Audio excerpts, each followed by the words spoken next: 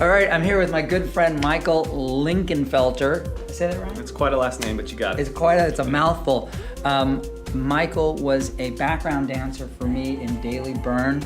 Pretty good dancer for a white guy. I mean, he has got the moves. Maybe you'll show us a couple of those. If you're lucky. Anyway, he's gone on, this is years ago, he has gone on and built quite a career. He is the go-to guy in the Fresno area in California and actually building a national name for himself in rehab for riders, specifically like if you're a horse rider, beats your body up quite a bit, yeah? It does. It takes a beating on your joints. It takes a beating on your muscular system. You're on a horse that weighs about a ton, and doing that for many years can put a beating on you. So how cool and specific is that? He has a system called M.A.T that you've studied, M.A.T, which Yes. stands for? Muscle Activation Techniques. So it is a way to rehab your body and make sure the muscles in your body are working as efficiently as possible so you can do what you love to do as highly as possible. And you're gonna do that. There's a second video. He's gonna show that. That's mostly mat work, but then there's also a big component to what he does that has to do with really thinking about and working on your body. And that's what we're gonna get to right now. Right? Absolutely. Thank you for joining us. This guy's info is in the bio, and take it away, Michael. All right, thank you. So I am gonna be working on a stability workout today. What that means is I'm gonna be working on the orchestration of how my body moves, holding certain parts still while moving others. So today specifically, since I've been sitting in the car ride for 3.5 hours getting over here. Thank you, sir. Thank you, Mason. Yes, I drove bright and early. Well, it was actually dark when I left, but I'm here now, so I'm gonna get moving. We're gonna start off with working on the cable. If you have a cable machine at your gym, you can try it. This is a super fancy one. Mason, what is this? The Nordic Track This what? is the Nordic Track CST. We did some work for Nordic Track back in the day. Yeah, so this is what I'm gonna be using. I also use a band at my house, which is right over here, set up next to Bo. Bo's holding it down for us. Bo's been working out already this morning. He's exhausted. So there you go. I like to do that with the band if I'm at home, but if I'm at my gym, I love the cable machine. I'm going to start off with a Pallet Press. I'm going to grab the cable that's at about shoulder height. I'm going to bring it to the middle of my chest. I'm really going to squeeze and focus on holding everything tight around my midsection as I lengthen my arms out, and then I control it back into my chest. Now, as you can see, a part of my body is moving, like I was talking about, as I am keeping everything else still. So some tension on that. there is definite, we can probably bump it up a little bit. There we Even go. just stepping out adds tension. Yeah, right? you can step out if you're on a band. When I'm on a band, if I move away farther from the equipment, it's gonna get more tension. So as I'm doing this, I am thinking about slowly controlling the movement of my arms while really focusing in and squeezing my abdominals, my back, my glutes, every other joint in my body. I'm keeping it still. I'm gonna do about 8 to 12 of these, and then I'm gonna flip it around, and I'm gonna do the other side. So when I do this, I typically do one of two workouts with this. One is going to be one that I'm using as like a warm-up. So something that's a little bit lighter, and I'm getting my body primed to be able to do my workout more efficiently. The second way I do this is by adding more weight on the second round. So like today, I'm just doing one round. I've been in the car, I want to get my body moving, get my neuromuscular system fired up, and if I had more time and I wanted to do a full workout, I would do 2 rounds of everything I'm showing you today and increase the tension or weight a little bit more on the second round. Cool. The second exercise that I'm gonna do is a chest fly. So we're gonna fly. Our goal of this one is to move our arm across our chest while again, keeping everything still. I'm grabbing onto the cable, keeping it at the same height, shoulder height. I'm bringing my arm out in front of my chest, and I'm slowly going to let it go back to the cable while holding everything still. And you're gonna feel this first inch that I pull away from the cable is gonna be really difficult to hold in my stomach and not move anything because this cable machine is wanting to rotate me and pull me back towards the machine. So I'm holding everything still as I squeeze my chest to pull this cable right out front. What about breathing during this? Breathing, it gets a lot easier if you're not talking the whole time. So can you give us that example? Yeah, so I'm gonna breathe just really mindfully. keeping it nice and controlled. And when I do this, typically, I like to do this as a very mindful exercise. So I focus on what's going on internally, including the breath. I'm gonna do about 3 more here. I'm gonna stay quiet for these last 2.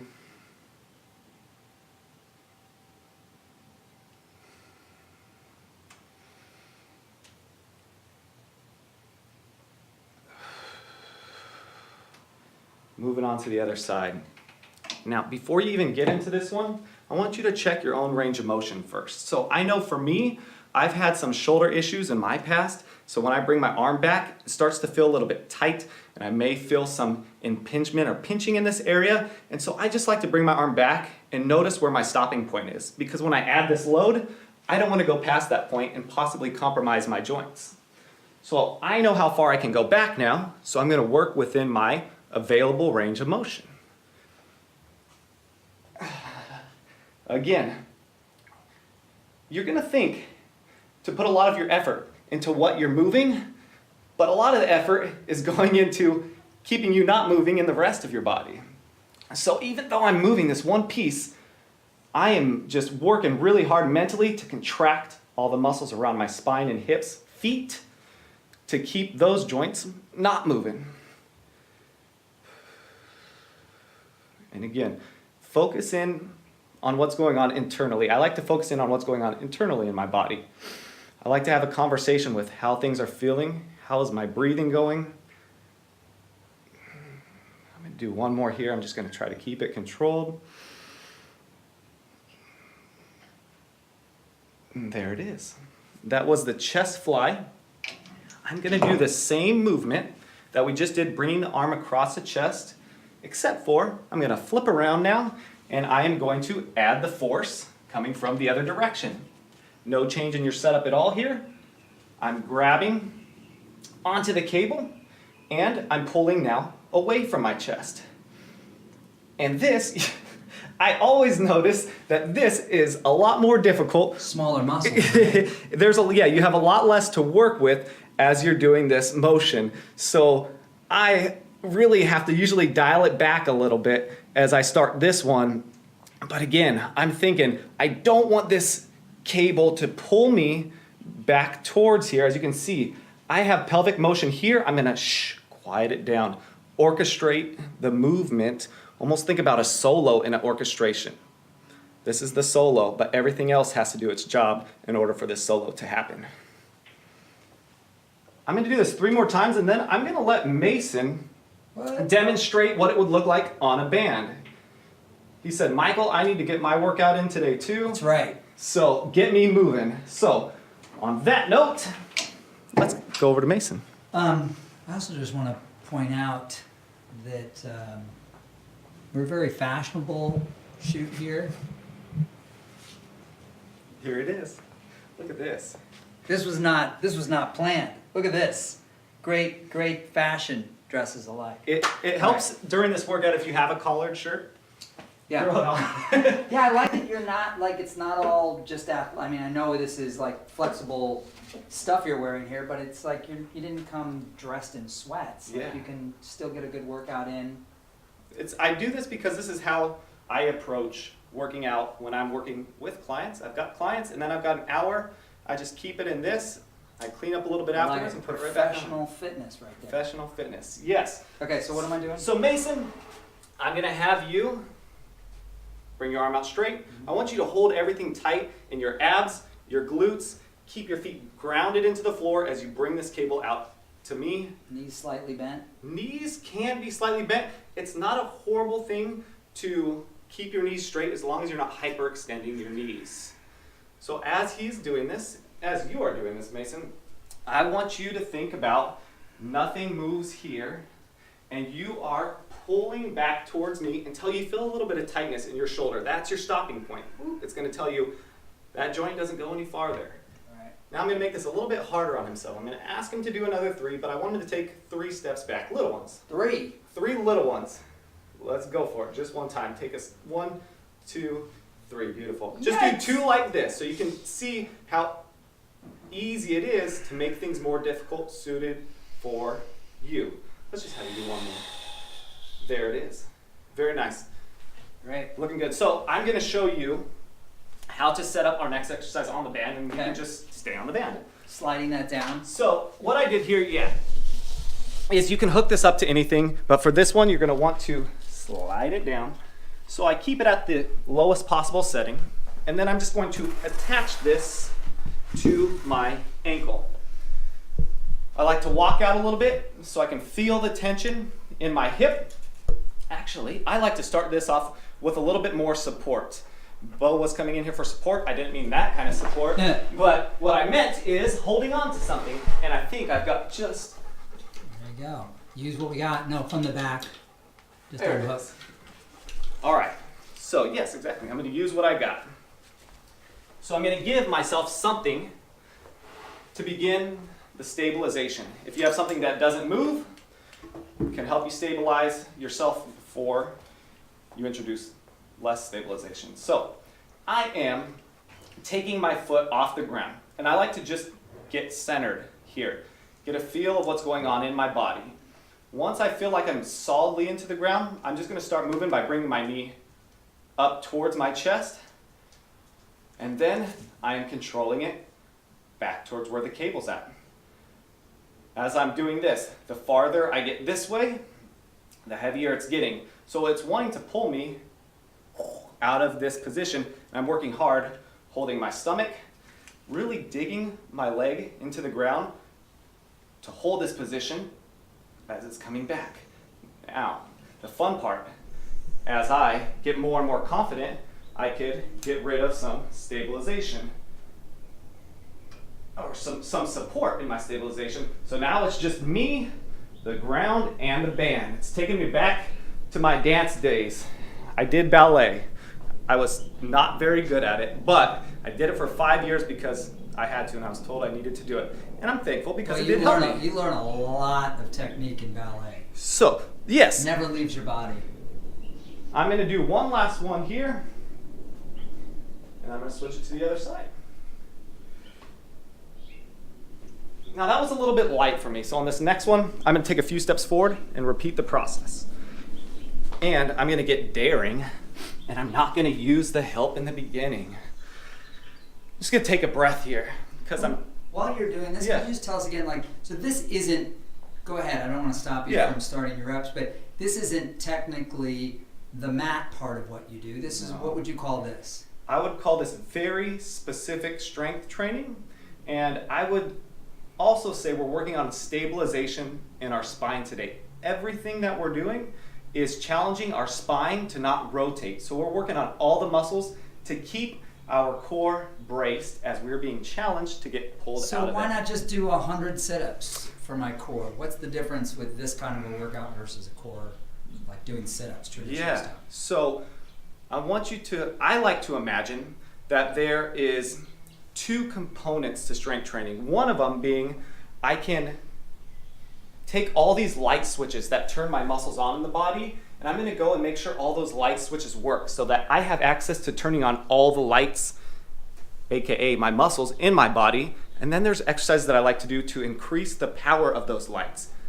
That is strength training. The dimmer. The dimmer. There it is, the dimmer. Yeah, so today I'm working on, I'm going to do 2 more here. I am working on my ability to make sure I can turn on all these lights. So I'm specifically making sure my brain can have access to all the movements possible while handling force. So that way, check this out, when I am working with people, working with clients, that I can feel comfortable doing things because I know that I can brace my core as I'm picking up heavy weights. Some people love to play with their kids and want to make sure as they age, they can continue to do that. A big part of that is making sure your brain can contract, protect your joints and your body as you're doing whatever you love to do. So that's the part that we're training today. Awesome, man. Yeah. Now, this last one, I'm going to demonstrate. I'm going to have Mason demonstrate too, because sometimes I can make it look a little bit easy. So we're going to see if we can get him to struggle. Okay. I'm the demo guy for the struggle. I like that. you didn't realize what you were saying as you were saying it. You're like, yeah, we'll bring in Mason. Sure, why not, right? There's struggle. Potentially. We'll find out. The challenge is up in the air, right? So, this one, I'm doing the exact same thing, and I'm just facing the band. I put it around my ankle. My knee is somewhere around 90. Again, holding myself still before I begin this movement. Squeezing everything as I move this leg backwards. Oh yeah.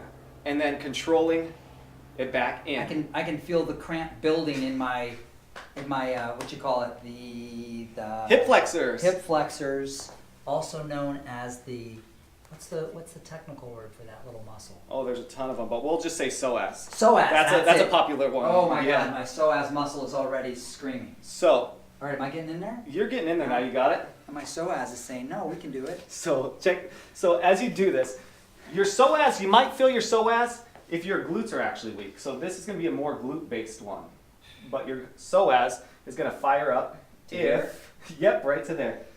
If we have any weakness in these glutes. So slowly bringing it back. I want you to really feel your stomach engaging the farther you go back, and then controlling your knee back up. Look at that. Maybe I was wrong. I was a dancer too. Yeah. Once a dancer, like you said, always a dancer. It's not as bad as I thought, but It's boy, not it as is bad. a lot of engagement. It is a lot, and the thing I really like about this is, again, this is moving, right? This is the part that's moving, so it feels like all your energy should be in moving this, but he's standing on one leg. All these other muscles have to work even harder to not move as he's doing Surprised how this. much my left glute is feeling it. Exactly. This left glute, the one that's not moving, is working way harder than the one that is moving. A lot of stabilizing. Yes. So let's just do 3 more. That sounds like a good number. I was hoping he was going to say, let's just do one more.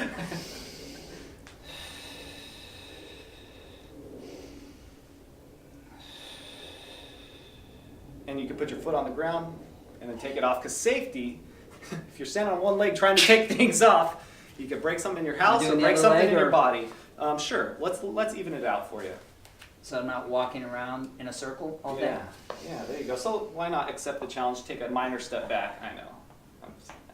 I have this thing about wanting to see what happens. So get yourself centered first. Yes, before you even start moving, right? Check in with your body. What's going on internally?